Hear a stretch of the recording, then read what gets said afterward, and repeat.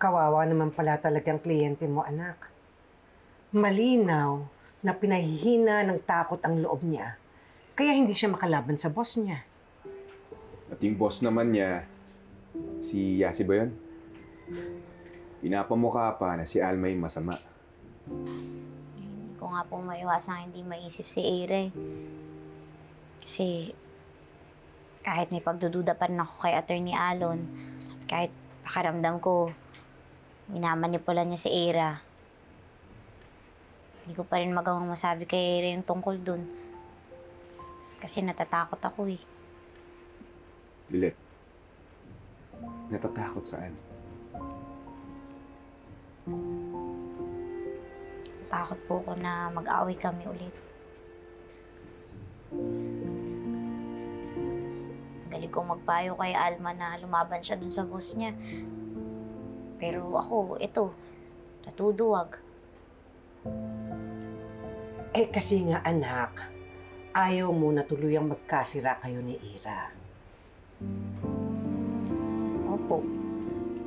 Hindi nga maayos yung relasyon namin ni Ira ngayon. Pero mas okay naman na po to. Kaysa yung araw-araw kami nag-aaway ng dahil kay Attorney Alon. Ayoko na po kasing bumalik kami sa dati. Sakit-sakit po kasi para sa akin nun. Nung nagkita nga po kami sa mall, ang lamig-lamig po niya sa akin. Ang hirap pala nung ganun din ang kung nasanay ka na lagi siyang nandyan. Tapos, ngayon tuloy, hinahanap-hanap ko na yung masaya kaming dalawa.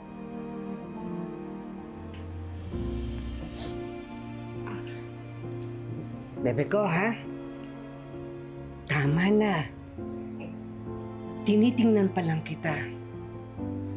Nahihirapan na rin ako.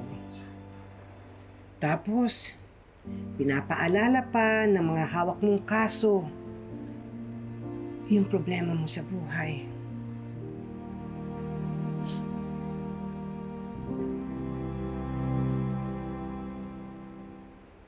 Oo nga, Lilet. Alam mo, hindi lang naman yung mga client mo may mental health na kailangan pangalagaan. Ikaw din. Isipin mo naman yung sarili mo. Tama si Kurt, ha?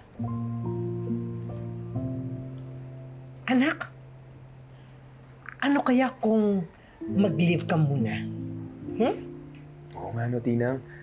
Alam mo, Lilet, tama yun. Eh, hindi naman siguro gagawin sa'yo ng Pao yung ginawa ng employer niya kay Alma. Yung nag-leave sa trabaho, di ba? Ito naman, nag-moment nga yung tao eh, nakukuha pa magbiro. Sorry naman.